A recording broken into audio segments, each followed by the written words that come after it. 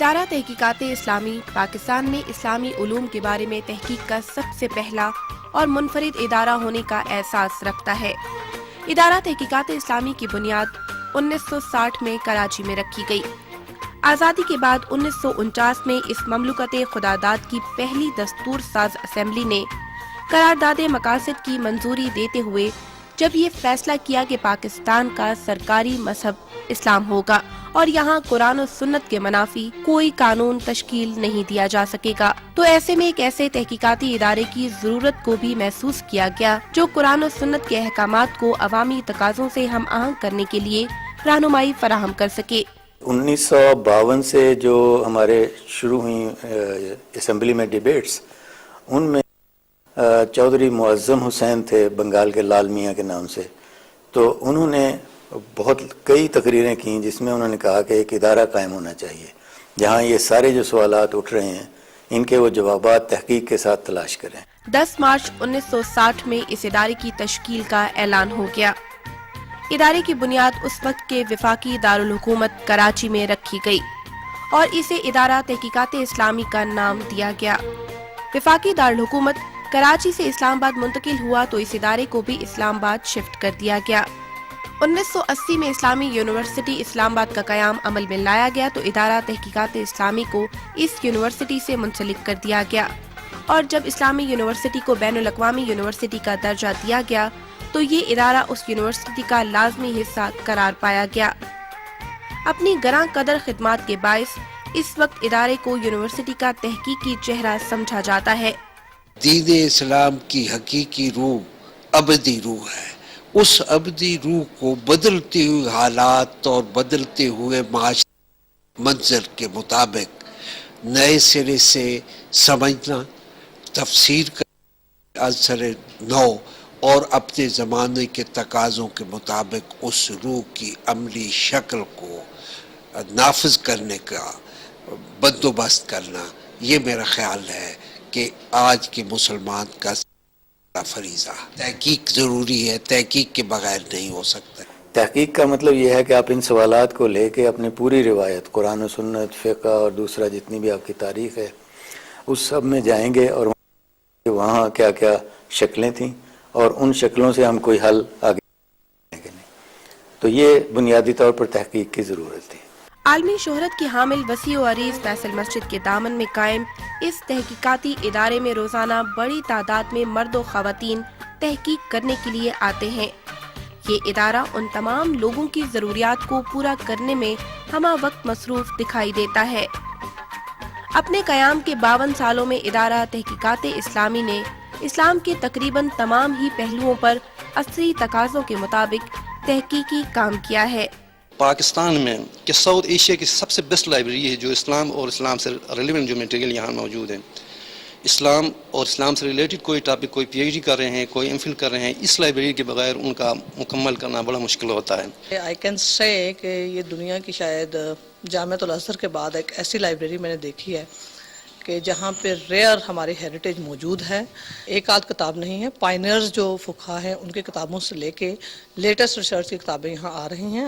بہت اقسام کی بکس، خاص کر انگلش بکس، عربک بکس اور جو اردو کی مکمل کمبینیشن ہے، وہ تفاسیر کی، علوم قرآن کی جو ریلیٹڈ ہے میرے تھیسس کے حوالے سے ہے، اس میں یہ سب ادھر اکٹھے مل جاتی۔ اسلامک یونیورسٹی کے اسٹوڈنٹس کے علاوہ جتنے بھی اسٹوڈنٹس ہیں، آؤٹ سائڈرس ہیں جو ریسرچ پہ، تھیسس پہ، پی ایچ ڈی کے کام کر رہے ہیں اور اسپیشلی اسلامک سبجیکٹس پہ یا اس کی ویلیوز پہ کام کر رہے ہیں، ان کو یہاں پہ بہت زیادہ مقدار مٹیریل ہے وہ مل جاتا ہے۔ ادارے نے مختلف زبانوں مثلاً اردو، عربی، فارسی اور انگریزی کی متعدد کتابیں شائع کیں، جن میں اردو کی 82، عربی کی 12، فارسی کی 1 اور انگریزی زبان میں شائع ہونے والی 57 کتابیں شامل ہیں، جبکہ 97 تحقیقی مقالہ جات اور بچوں سے متعلق موضوعات پر بھی 6 کتابیں شائع کی جا چکی ہیں۔ اس مقصد کے لیے ادارے کے پاس اپنا پرنٹنگ پریس موجود ہے، جو یہاں سے سامنے آنے والی مطبوعات اور مقالہ جات کی چھپائی میں 24 گھنٹے مصروف دکھائی دیتا ہے۔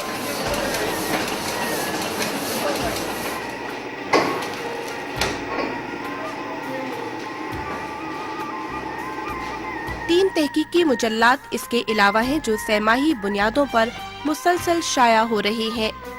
یہ مجلات اردو، عربی اور انگریزی زبانوں پر مشتمل ہیں۔ اردو زبان کا فکر و نظر، عربی زبان کا الدرسات الاسلامیہ اور انگریزی زبان کا مجلہ اسلامک سٹڈیز ادارے کے تحقیقی کاموں کو اجاگر کرنے کا اہم ذریعہ ہے۔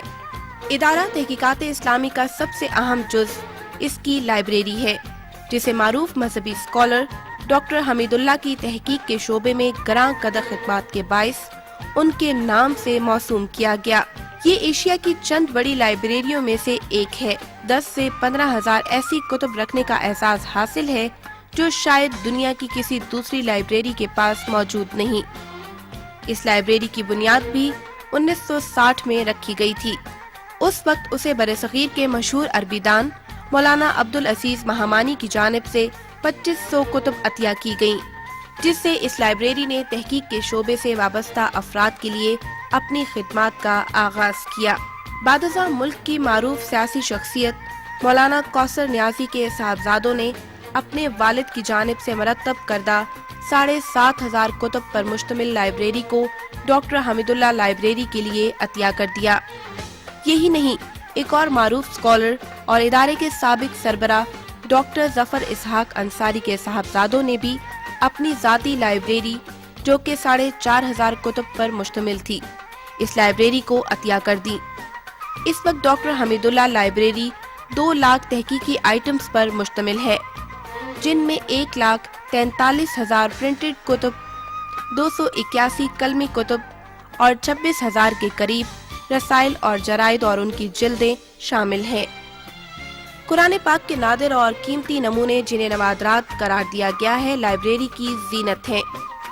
ان میں زمانہ قدیم میں ہاتھ سے تحریر کردہ قرآن پاک ہی نہیں بلکہ قرآن پاک کے اولین پرنٹڈ ایڈیشنز بھی شامل ہیں، جبکہ ہاتھ سے تحریر کردہ ایک مکمل قرآن پاک بھی لائبریری کے نوادرات کا حصہ ہے۔ 610 صفحات پر مشتمل یہ قرآن پاک قاضی سید عبداللہ لطفی اور سید اسماعیل حلمی نے 1287 میں تحریر کیا۔ یہاں موجود قرآن پاک کے دیگر نسخوں میں سونے کے پانی سے تحریر کردہ نسخوں کے علاوہ 1400 ہجری کی تکمیل پر انڈیا کی القرآن اکیڈمی کی جانب سے شائع کروائے گئے قرآن پاک بھی موجود ہیں، جو دیکھنے میں انتہائی دیدہ زیب ہے، جبکہ ایران کے سابق شہنشاہ محمد رضا شاہ پہلوی کی جانب سے لائبریری کو بھجوایا گیا قرآن پاک کا نسخہ بھی اس کے خزینے میں شامل ہے۔ اس کے علاوہ مثنوی اور مانوی کی طرز پر قرآن پاک کا منظوم اردو ترجمہ بھی یہاں موجود ریکارڈ کا حصہ ہے، جسے محمد شمس الدین شائق نے تحریر کیا۔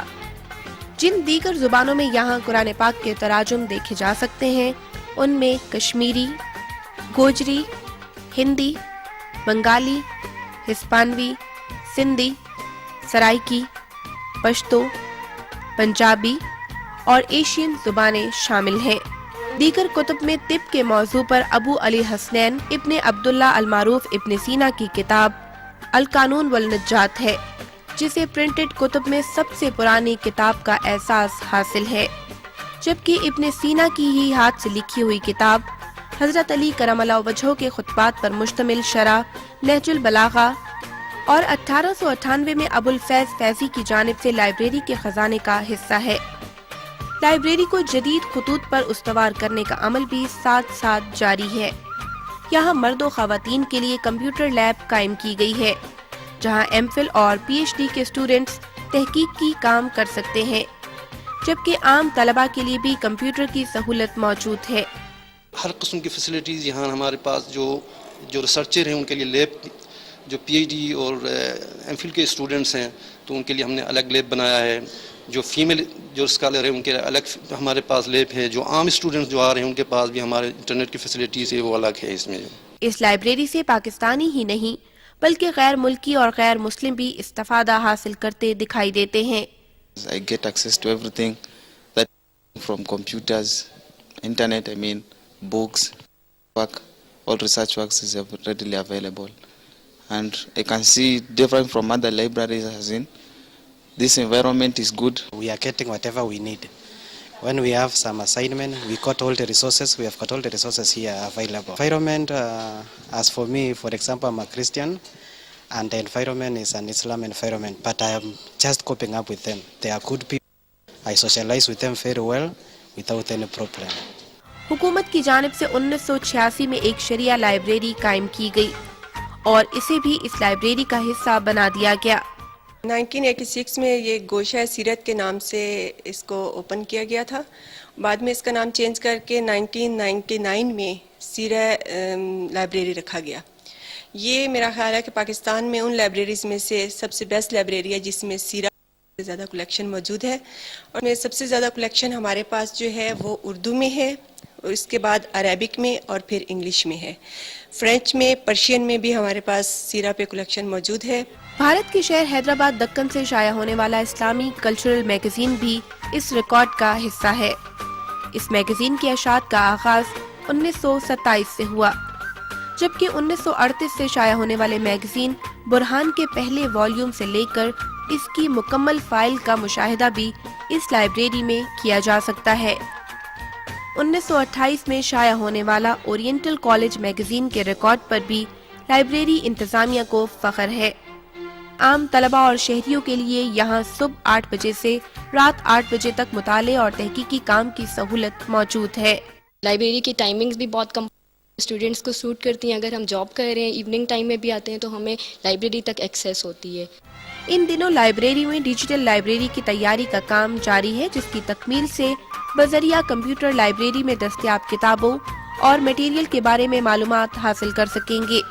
हमारे जो कैटलॉग है, यानी जितनी हमारा कलेक्शन है, इसको हमने ऑटोमेट किया है। इसकी मदद से कोई भी यूज़र चाहे पाकिस्तान में चाहे पाकिस्तान से बाहर है, इंटरनेट की मदद से हमारी वेबसाइट से जाके कैटलॉग को सर्च, इससे उसे पता चल सकता है कि हमारे पास कौन कौन सी किताबें हमारी लाइब्रेरी में मौजूद हैं।